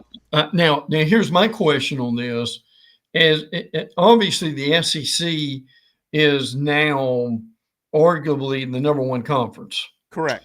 Okay, let's flesh this out a little bit. Now, I'm sure these dates are probably a lot of them, or these sites are probably a lot of them set in stone. But my question is, and this is Greg Sankey, okay, if you're the best conference in America, the only chances for your teams are Atlanta, Lexington, and Raleigh. Here's Greg Sankey. Are we going to be given more consideration in the future for someplace closer for our teams to go? Yeah. Is that logical? Yeah, it's very logical. And you mentioned Duke a minute ago. Obviously, their preferred path would be Raleigh, of course, round 1 and 2. And then I would imagine they wouldn't mind going to Atlanta. Correct. Right? They wouldn't mind going to Atlanta. And but then it plays out, if they're 1 and Duke's 2, if Duke's 2 and Auburn's 1, they may not bracket them like that because they don't want them to play in a Sweet 16. Yeah. No. The overall 1, the overall 2. And then, what they try and do is scatter these across because, you still, who's the best team in the Big Ten? Michigan State always is good. They're good again. I would say Purdue. Yeah, Purdue, Michigan State. Those teams wouldn't mind going to Cleveland, round 1 or 2. And then or Milwaukee around 1 or 2, and then those teams wouldn't mind Midwest Regional Final, Indianapolis. Right. That's kind of in the heart. So and they try and do that. Now, what you said earlier a long time ago, if the SEC did get 3 number 1 seeds, I wonder if being the 3rd number 1 seed, and they do it they weight them too. They say Auburn's the 1 of 1. Alabama may be the 2 of the second best team in the whole thing, and they're a 1. If you're Tennessee, do you want to be a 1 but get sent out to San Francisco? Yeah. Because you can only, or would you rather be a 2 and get sent closer, in the South? Yeah. I don't know. What do you think? That's a good question. You're a 1, but you've got to go play. They can only put so many 1s in southern areas.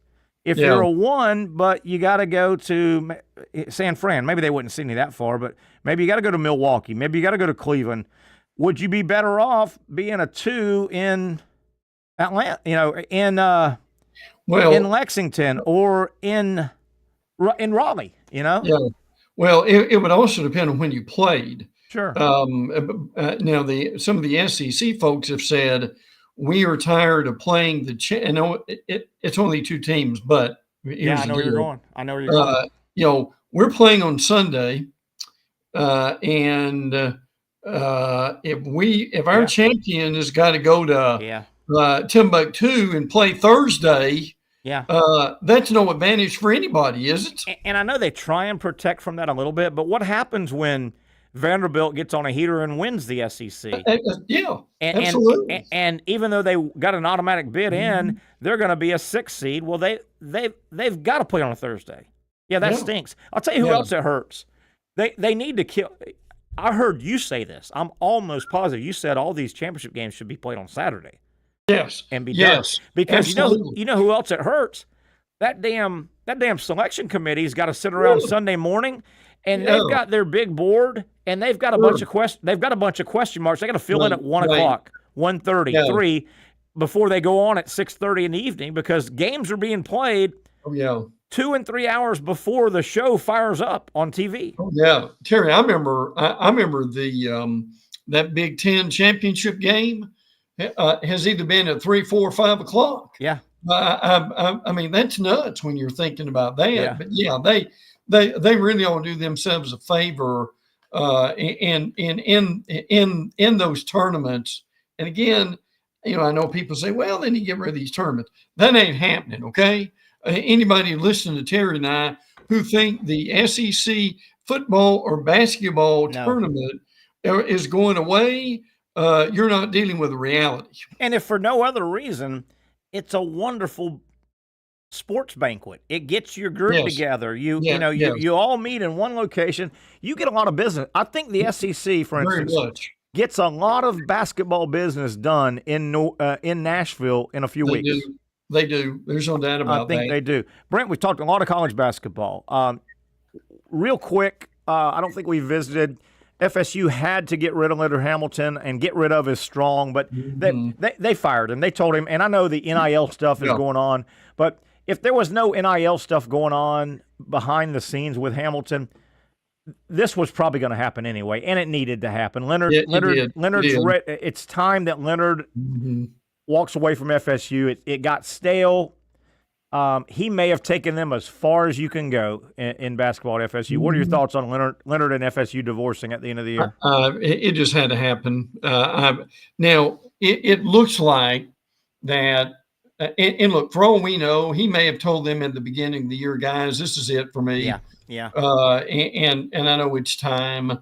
And probably maybe he could have got out last year, but this year everybody knows it now, and he can have a few rocking chair moments on the road. They got a win last night. They beat Notre Dame last night. Yeah. Somebody gives them a nice little gift, and and they thank him for everything he's done. But that they've reached a point over there. It's almost like Nick Saban in Alabama, or it's also like Mac Brown at North Carolina. A lot like that, yeah. When you get to a certain age, it's not fair, and they're never going to say that. But the clock is ticking on your career, and if you're Hamilton and you can basically go out on pretty much your own terms, you got to do it, don't you, Terry? Yeah, you really do. That's a good analogy. North Carolina football is the second fiddle to North Carolina basketball. Yeah, yes. Mac Brown took them back a little bit higher than they normally are, but he might have taken them as far as he can take them. Yeah, that blood needs that blood needs freshening, if you know what I mean. And I tell you this, Terry, North Carolina's got a big decision to make at the end of the year with Hubert Davis. Yeah, they're North Carolina. I hate to say this because Florida got a win over them. I thought was going to be a decent win. North Carolina is trying to play themselves out of the tournament. They really are. Look, if people haven't seen North Carolina, the truth of the matter is North Carolina is not very good. No, and you know, some people may be going, and there may be some Carolina people watching going, what are you talking about, Brent Beaird, Terry Norvelle? North Carolina played in the national championship game under Hubert Davis his first year. You know what? Looking back, that was a fluke. That was almost like Bill Guthridge. Remember Bill Guthridge took over. Very well. He took over for Dean Smith. Sure did. And Florida rolled through them in like the Elite Eight or the Final Four. Yeah. Carolina made it deep that year. That was a fluke. That was a fluke. And Guthridge lasted another year or two, and they said, he's not the guy. Boy, you're right. Yeah. Hubert Davis, there's going to be a meeting with Hubert and the big boys at the end of the year, and they're going to have to make some tough decisions. Looks like. Yeah. You know good and well that Tar Heel alumni are not liking what's going on with you. To your analogy, does it remind you of Larry Coker winning the national championship in Miami? A lot. And then you look over and then North Carolina looks over at their not so friendly buddies down the road. Yeah. Duke hired a former player. Yes. Off the bench with way less player cred in John Shire, and he looks like he's might be really a good choice. And he was nowhere near the player that Hubert Davis was. So the Carolina people going, what the hell did we do with Hubert? Yeah. Well, Terry, Flagg makes you look like a whole lot better coach than what you may be, right? Yes, it's a lot like Rick Barnes looked like a genius last year with Dalton. Some guy named Dalton Connect. Brent, hang tight. Let's take a break. Come back. We'll try and work in some Super Bowl. Got some news and notes as the big game is right around the corner. And Brent, I'm not sure we've visited since Tony Baselli gets a big job, a high up job, way up in the castle with the Jacksonville Jaguars. We'll try and kick that around, get your thoughts on that as well. Brent Beaird, Terry Norvelle, and you starting to put the landing gear down on a Wednesday edition of the Young and Norvelle Show.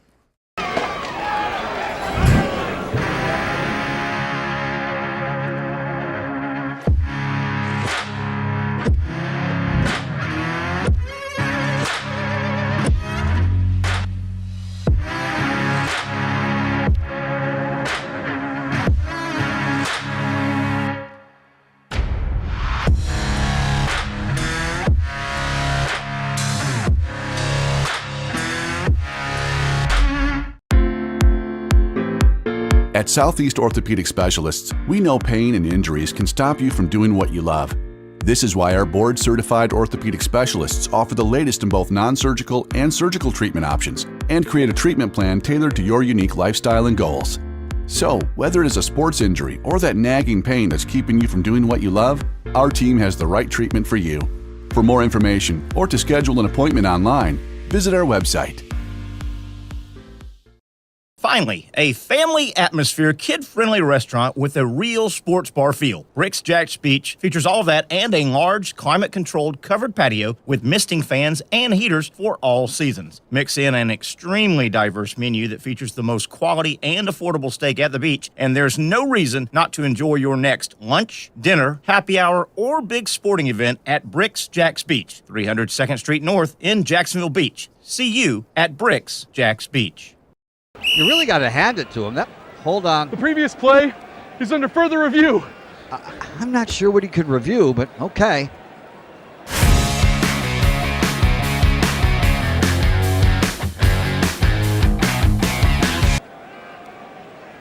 Sure has been a while. Dine in at Hurricane Grill and Wings for the football season. Well, there he is. Oh, what is that? The Action Sports Jax 24/7 network is streaming. I'm Stuart Weber, and I'm here to teach you a nice 3-step process on how you can watch all your favorite programming from the Brent and Austin Show every weekday 10 a.m. to 1 p.m. or the Cup Date with me. It's fantastic. We talk NASCAR. It's a great time. Wednesdays at 1 o'clock. All right, first step, easy. Download the Action News Jax app. You probably already have it downloaded on your phone, so you might already have that one taken care of. Step 2, see that stack of pancakes up there? You click that stack of pancakes, and it's going to bring down step number 3, which is a full screen of all the different streams that you can click on, including the Action Sports Jax 24/7 stream. You click that, the video's rocking and rolling on your mobile device. You're watching all the shows you want to, and you're having a good time. You can also do it on your smart TV with the Action News Jax Now app. I do it on my Samsung TV at home. It's a great way to watch it on a nice, large screen for all the content. That's the Action Sports Jax 24/7 network. Hope you can find it.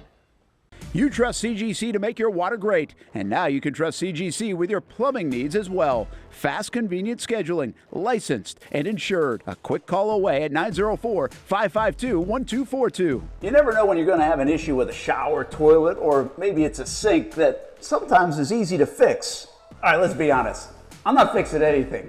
I'm totally staging this because when I have a plumbing problem, I call CGC Water Treatment and Plumbing. Trained professionals, transparent pricing, customer satisfaction. Small problem or even a bigger issue. Maybe you need a new tankless water heater or something a bit more intricate. The experts with 25 years of experience at CGC Water Treatment and Plumbing can do it all. Call 904-552-1242 or visit cgcwater.com. That's 904-552-1242 or cgcwater.com. CGC Water Treatment and Plumbing, an authorized independent Connecticut dealer. Florida license number CFC 143-2579. Hey, put it on your schedule for tomorrow. The Young and Norvelle Show live, of course. Our Thursday home is Sliders down in Neptune Beach. We love hanging out on that patio. It's a lot of fun. Great patio weather right now. And I think Patrick's going to be on site. Patrick Young will be out at Sliders tomorrow. We've got some stuff going on after the show. So come by, say hi. Patrick should be with us, and we'll have a big time as we are one day closer tomorrow to the Super Bowl. I've given up. What is it? Super Bowl 59, I think. I've given up on the numbers. 59, that's right. 59, and we welcome Brent Beaird back. Brent, I don't know about you and your Roman numerals, but I can't look at the numbers and figure them out anymore. I think X is 10 and V is like 5, but if it's on this side, it's +5, and that side it's -5. What the hell? Yeah, well, we used to know that when we were in grade school. Yeah, Zach, do you know the numbers? Do you know the numerals or the letters and all that mess? Honestly, I was into a really dorky video game series as a kid, so yeah, I do know them. So an X is 10. Yeah. V is 5, but it depends on is it on the right or the left, right? Doesn't the right or the left determine if it's so if it's IV, then it's 4. If it's VI, then it's 6. Yeah, you get and it works that same way with the X's too, and even C. C is 100. Brent, you hear that? If you got the X, the X is a good old solid 10, right? All right, Super Bowl 10. Right. Yeah. No. If it's XI on the right, it's 11. If it's XI on the other side, it's 9, I think, or something like that. No, you're right about that. Hey, listen, can you believe this show's almost over? And you know what we haven't mentioned one time? What's that? National Signing Day. I had it it's on the list, and it was on the rundown. Do you remember how big it used to be? The first Wednesday in February was always National, I think, high school signing day, but football signing day. It was a huge day, wasn't it? You and I used to do mega so much number of hits. So much fun. During National Signing Day. And look, all these all the networks had their, they were on the air for hours. And you'd have these announcements made. Now, your point, and I do like this, is to do kind of a high school signing show with the transfer portal. I wish. But I wish. But people, the shame of this thing now is people really cannot. I know a lot of them remember, but a lot of folks don't remember how big this was. I mean, this was Christmas. It was monstrous. It really was. And I guess it probably peaked in the 90s. And I'll tell you one thing, Florida State and Bobby Bowden, they had recruiting as wired as anybody. Man, this day would roll around in the 90s, and FSU would have Derek Brooks sign and Marquette Smith sign and Shade Tree sign and Leroy Butler sign and Chris Winkie. Man, and you would wake up, like you said, at 8 o'clock, and a tip of the hat, ESPN would do a great job. They'd have reporters scattered at the 10 big ones, and they were fax machines. They'd say, the fax just came in. Some guy named Emmett Smith is not going to Auburn. He faxed it into Florida. And you go, it was fun. And you'd track it all day long. I remember I had to cover the Tim Tebow announcement. And I got there at Nice. And, he made the announcement around 5 o'clock or so. I remember. But I'm telling you that auditorium was full. Hey, and I remember it well. He officially signed around 4 or 5, like you said, and local TV all broke in. They sure did. They broke in. I mean, your soap operas and your Oprahs. They said that Tim Tebow signing was a big ass deal here. Yeah. Oh yeah. And nobody really knew, was he going to Alabama or Florida? Alabama and Mike Shula thought they were getting him, and Florida, Urban Meyer knew he had to get him. Urban Meyer might make it 2 or 3 years if he didn't get Tebow. He had to get him. If Tim, look, I've talked to several people about this. If Tim had signed at 2 o'clock, it'd have been Alabama. Alabama, yeah, I heard that too. At 5 o'clock, it was Florida. But to the point here, Terry and I can't tell you folks how big this was. Oh, it's massive. I mean, massive. Well, Meyer tells the story. Urban Meyer tells the story that one of his first trips to Gainesville after he took the job, Meyer was the red hot coach. He was coming out of Utah by way of Bowling Green. He had taken Utah undefeated, had a number 1 pick in Alex Smith, and he was the red hot. There's always a red hot guy. He could name his open job, and it came down to Notre Dame and Florida. Right. And he weighed. I mean, he's a good old Catholic boy, and he weighed Notre Dame and weighed Notre Dame and weighed, and he took Florida. One of his first trips, and one of those documentaries said he landed one of his first trips as the head coach at Florida, and he said, "Man, I landed. I don't know if he might have landed in St. Augustine's little airport or Gainesville or Jackson." Yeah. And he said, "Man, I got glad-handed. A bunch of Gator fans just recognized me," and he said, "Good Lord, they all said, 'Hey, man, you've got to sign this Tebow kid from Nice.'" And he goes, "I got to go find this guy. I got to sign this son of a gun." Oh yeah. Well, and it's changed. Yeah. They used to do they did the hats. I think they've gotten away from that a little bit, or it's a little more transparent than it was. But right now, your real signing day. Is that first Wednesday in December. And how about nowadays, it really is until they change that. Nowadays, the kids put on their own productions. I mean, they've all got cameras and lights, and they can do their own production. But National Signing Day. One big thing happened today for Florida. Florida got a switch. Sure did. They got a flip from a 4-star defensive back. I can't pronounce his last name, Kade or something like that. Yeah, he was committed to Tennessee, 4-star. And as I understand it, there's not a lot that happens today on signing day because it's already water under the bridge. But this kid signing bumped Florida up a spot or two. They're like 7 overall now because he was a highly rated kid that Florida got today. Yeah, and listen, in the top 50 kids, there was one that had not signed. How about that? And he it was an offensive tackle, and he committed this morning to Michigan. Okay, to Michigan. Top 50 were already taken. Were already decided. So they still it's helping to move it back to the first Wednesday in December. Yeah. But Terry, the thing they really need to do they need to have two of them. Have one of them in either July or August, and have the second one today. Yeah. The first Wednesday in December.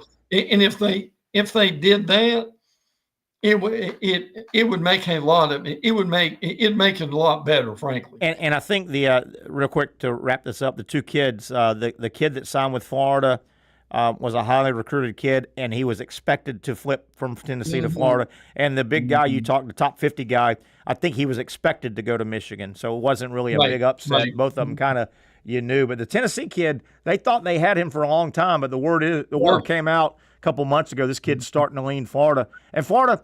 The Gators signed a bunch of DBs, but most of them are safeties. So this kid's a cornerback, so that helped them. All right, Brent, let's get some Super Bowl news and notes, just fun facts for people getting them set up for their parties.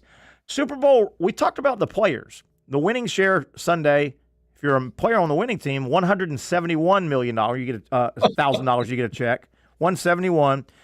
The loser gets $96,000 each player. Yeah, $96. How about the referees? The referees, depending on, and they have different. There's the white hat and the line judge and seniority.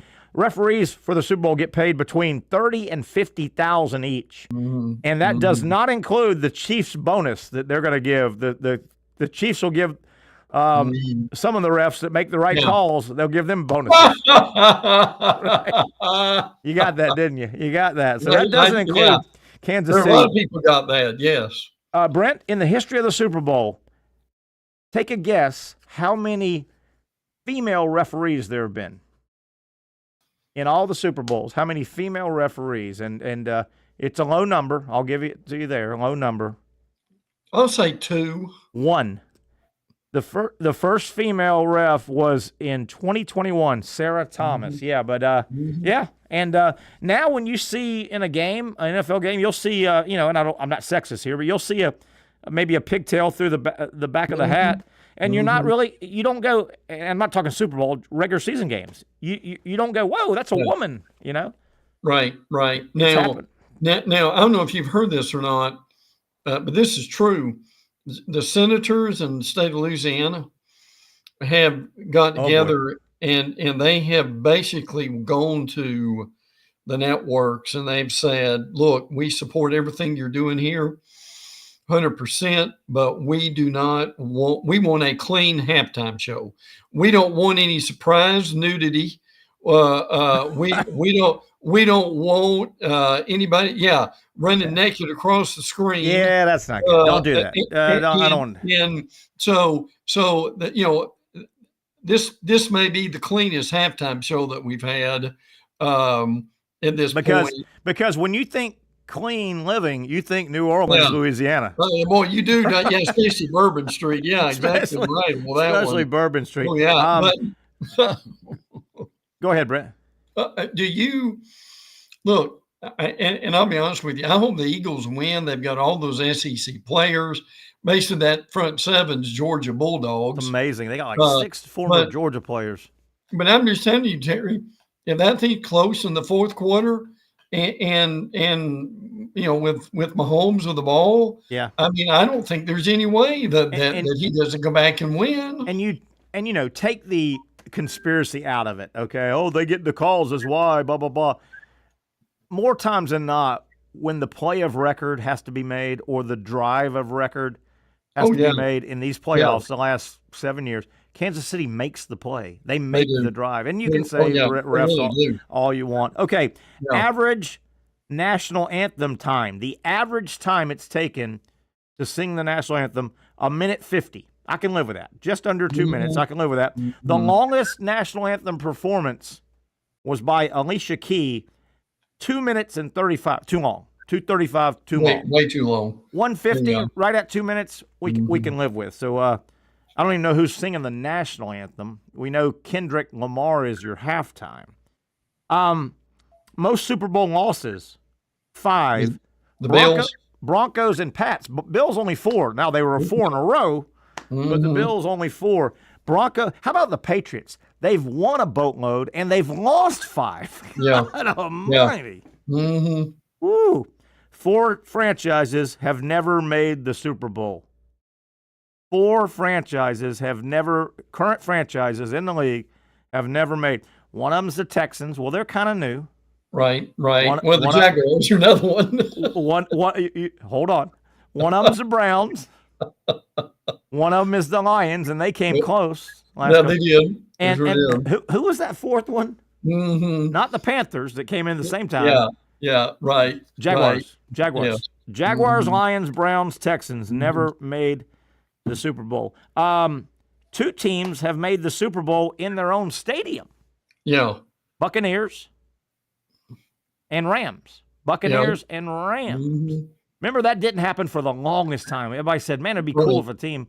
Yeah. The Buccaneers, I think, might have been the first. How about this? This was interesting. I don't have the whole list. Hold on. Let me write them down, the ones I can remember. Ferragamo. What college has produced the most Super Bowl quarterbacks? And this was surprising. What college, most Super Bowl quarterbacks? How about, while you're thinking, I'll give it to you. Southern Cal? California. The Bears. Aaron Rodgers. Wow, that's right. Aaron Rodgers. Yeah. Jared Goff. Mm-hmm. An oldie, Vince Ferragamo, and there's a couple more I can't think of. But Cal has had like 5 Super Bowl quarterbacks. That's amazing. One of them maybe, I don't know if he was a quarterback there or a coach there. Joe Cap. I think Joe Cap might have been one. And you're right. Yeah. But I thought that was interesting. How about this guy? And you talk about this guy. You remember the story of John Daly? John Daly, the golfer. Mm-hmm. He had barely made it on tour. He was an alternate. He had barely even scratched. Only played in a couple of real events. He was the first alternate for like the 91 PGA. Yeah. No, let me take it back. I think he was like the 5th alternate. 5 guys had to withdraw just to get him. 5 guys withdrew like the Monday before the PGA. And Daly got the call, got in his car, and that's the famous story, got in his car, drove 4 states over. Right. He was an alternate. Nobody knew, and he won the damn thing. He won a major, right? Yeah. Now, Daly went on to win he won a couple British, so he became accomplished. But along those same lines, do you remember the Super Bowl? The Redskins won, and they were the Redskins back then. They had a running back get his first start because of an injury, Timmy Smith. Mm-hmm. The running back and he went for 204. He was the Super Bowl MVP, and that's basically all he did in his career. Yeah. Wow. First ever NFL start was the Super Bowl. Mm-hmm. Went for 204. That's a record, and really was never heard. I remember him. I remember that guy. Yeah, that's amazing. Never heard of him again, basically. People don't understand this. You and I do, but when they started the Super Bowl, they had no idea what that was going to be. It was basically, for lack, you'll understand this. It was a practice game, basically. Yeah. Or you can maybe say it was a bowl game. Yeah. It didn't mean anything because the first, before the merger, the first 2 or 3, were played after the NFL championship. Yeah. Like the Ice Bowl, Dallas and Green Bay, the famous Ice Bowl, that determined the NFL champion. Mm-hmm. The following week, Green Bay had to go play like Kansas City, and Vince Lombardi's like, "What is this game?" Oh yeah, it was one of the first Super Bowls. But that was Vince Lombardi, Bart Starr, Max McGee was like, I saw a funny story about Max McGee. Max didn't think he'd start. No. In the Super Bowl, or even playing the Super Bowl, was broke curfew, had drank too many, had a hangover, and I think it was like he caught like 6 for 130 yards, and he was the MVP. And he was the MVP because Boyd Dowler, I think the starting tight end, got hurt in warmups and didn't play. Max McGee was out boozing it up. Yeah.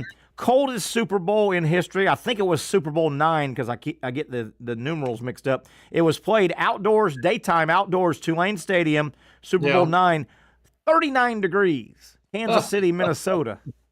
in New Orleans, but outdoors in New Orleans. Yeah.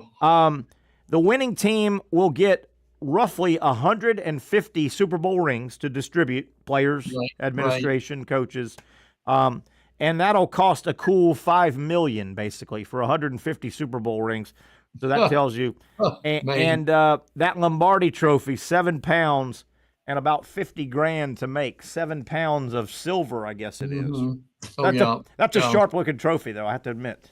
Well, it is. Maybe certainly besides the crystal football, probably maybe the best of all. But I mean, it took them a few years, but 6:30 is probably the best time. It really is, probably. To be able to have it, because by 10, frankly, in the Super Bowl by 10 o'clock, it's either over or who's going to win. Yeah, and 6:30 gives you a couple hours into the game, and then you're starting to get West Coast is getting close to prime time. It's hard to get the whole country in prime time. Is what you try and do. But I'm glad it's no later than. I'm glad it's not an 8:30 Sunday night like you do the regular games, because the halftime will be 45 damn minutes. It will be. There's no doubt about that. So there you have it. All right, Mr. Beaird, we'll get back together on Friday, I hope, and we'll get back into the game. We'll be a few days away from kickoff. Good job. Appreciate your time, my friend. Always, brother. That's our buddy Brent Beaird, who really adds to our show. That'll wrap it up on a Hump Day edition. Tomorrow, we'll see you folks. If you're in the area of Neptune Beach, get down. There's our whole lineup, 4 to 6 tomorrow. We will be broadcasting the Young and Norvelle Show live from Sliders Oyster Bar in Neptune Beach. That'll wrap it up. Come out and see Patrick Young. He should be with us on site tomorrow at Sliders. Finally, a family atmosphere, kid-friendly restaurant with a real sports bar feel. Bricks Jack's Beach features all of that and a large, climate-controlled covered patio with misting fans and heaters for all seasons. Mix in an extremely diverse menu that features the most quality and affordable steak at the beach, and there's no reason not to enjoy your next lunch, dinner, happy hour, or big sporting event at Bricks Jack's Beach, 300 2nd Street North in Jacksonville Beach. See you at Bricks Jack's Beach.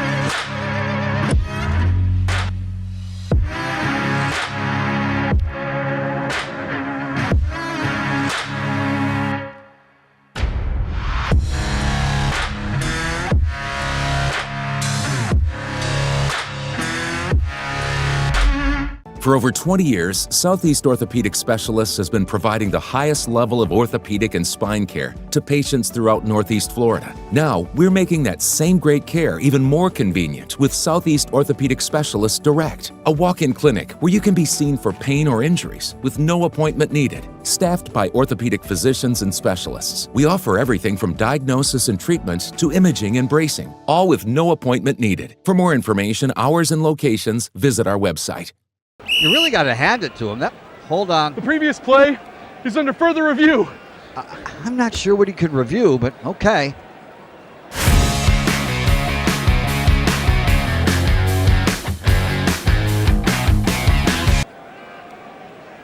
Sure has been a while. Dynamic Hurricane Grill and Wings for the football season. Well, there he is. Oh, what is that?